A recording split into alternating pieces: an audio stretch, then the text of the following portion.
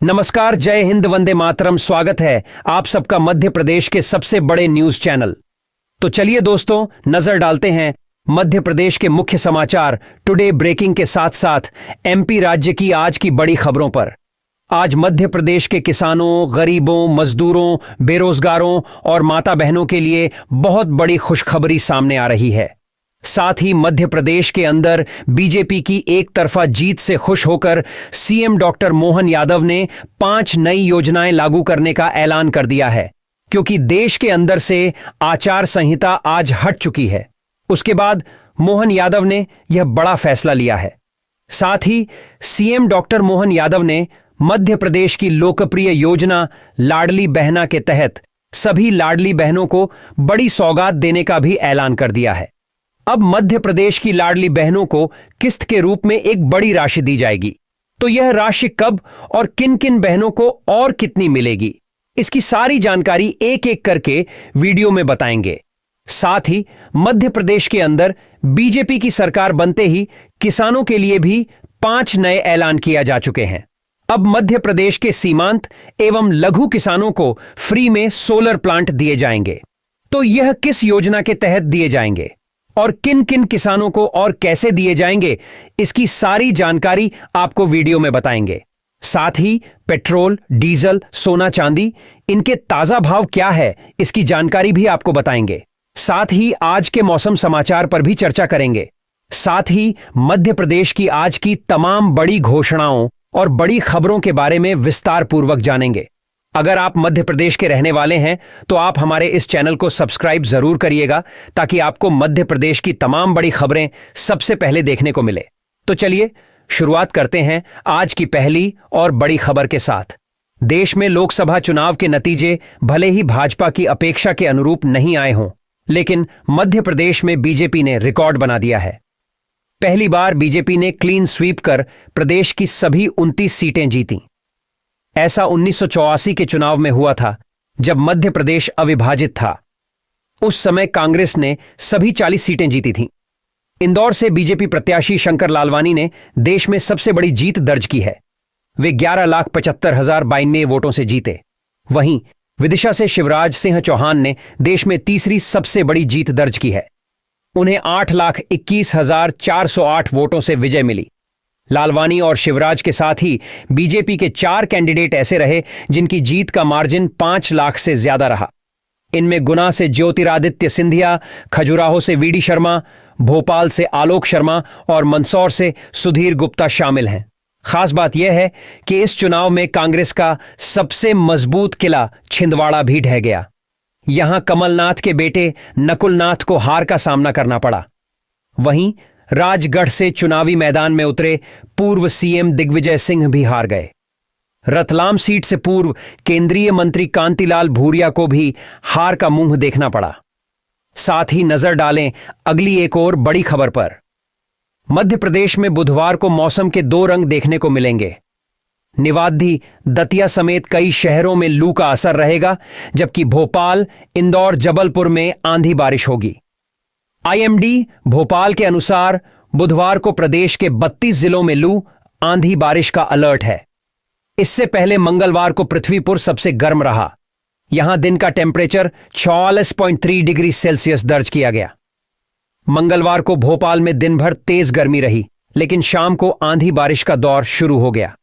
रात तक ठंडी हवाएं चलती रहीं। वहीं प्रदेश के कई शहर में तेज गर्मी भी रही। साथ ही नजर डालें अगली एक और बड़ी खबर पर।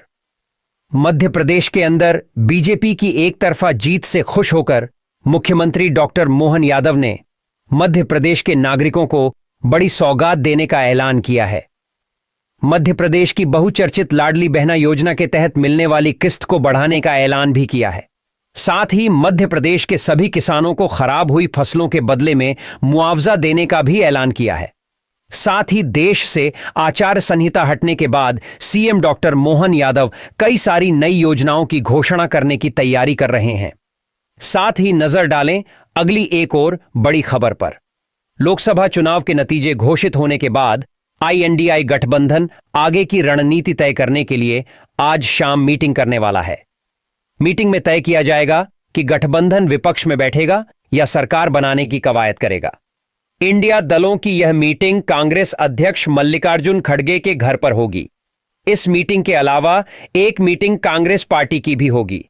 इसमें यह तय होगा कि गठबंधन के नेताओं के साथ होने वाली मीटिंग में क्या रुख अपनाना है। कांग्रेस अध्यक्ष खड़गे ने मंगलवार को नतीजों के बाद कहा था कि हम आगे की रणनीति मीटिंग के बाद ही बताएंगे। अगर पूरी स्ट्रैटेजी अभी बता दी तो मोदी जी होशियार हो जाएंगे। वहीं राहुल गांधी ने भी कहा था कि विपक्ष में बैठने या सरकार बनाने का फैसला मीटिंग में ही होगा। साथ ही नजर डालें अगली एक और बड़ी खबर पर। आज सोने चांदी की कीमतों में आज बढ़त देखने को मिली है। India Boolean and jewellers association के अनुसार 10 ग्राम 24 कैरेट सोना 751 रुपए महंगा होकर बेहतर 1527 रुपए पर पहुंच गया है। वहीं चांदी की बात करें तो आज 1 किलो चांदी 1069 रुपए महंगी होकर 91,286 रुपए प्रति किलोग्राम में बिक रही है। साथ ही नजर डालें अगली एक और बड़ी खबर पर। 18वीं लोकसभा चुनाव के नतीजे आ गए हैं। भाजपा को 240 सीटें मिली, जो बहुमत के आंकड़े से 32 सीट कम है। हालांकि एनडीए ने 291 सीटों के साथ बहुमत के आंकड़े को पार कर लिया। इसके साथ ही एनडीए ने तीसरी बार सरकार बनाने की तैयारी शुरू कर दी है। एनडीए आज सरकार बनाने का दावा पेश कर सकती है। इससे पहले अलायंस के घटक दलों की बैठक बुलाई गई है। पीएम ने बिहार के सीएम नीतीश कुमार और टीडीपी नेता चंद्रबाबू नायडू को फोन कर इस बैठक में शामिल होने को कहा है। साथ ही नजर डालें अगली एक और बड़ी खबर पर। मध्य प्रदेश में प्रधानमंत्री सूर्य घर मुफ्त बिजली योजना के क्रियान्वयन के लिए राज्य स्तरीय समन्वय समिति का गठन मंगलवार को कर दिया गया है। यह समिति खासतौर पर सरकार की अन्य योजनाओं का उपयोग करने वालों में रूफटॉप सोलर के लिए जागरूकता, क्षमता निर्माण और योजना क्रियान्वयन के लिए मैदानी स्तर पर विभागों के बीच समन्वय सुनिश्चित करना भी करेगी। साथ ही नजर डालें अगली एक और बड़ी खबर पर। मध्य प्रदेश के पूर्व मुख्यमंत्री शिवराज सिंह चौहान लोकसभा सांसद बनकर दिल्ली पहुंच गए हैं। विदिशा सीट से उन्होंने कांग्रेस प्रत्याशी प्रताप भानु शर्मा को 801 लाख रिकॉर्ड वोटों से हराया। शिवराज विदिशा से 6वीं बार सांसद का चुनाव जीते हैं। शिवराज दिल्ली तो पहुंच गए, मगर सवाल यह है कि उन्हें केंद्रीय कैबिनेट में शामिल किया जाएगा या फिर संगठन की जिम्मेदारी सौंपी जाएगी। राजनीति के जानकार कहते हैं कि उन्हें केंद्रीय मंत्रिमंडल में ही जगह मिलेगी। साथ ही नजर डालें अगली एक और बड़ी खबर पर।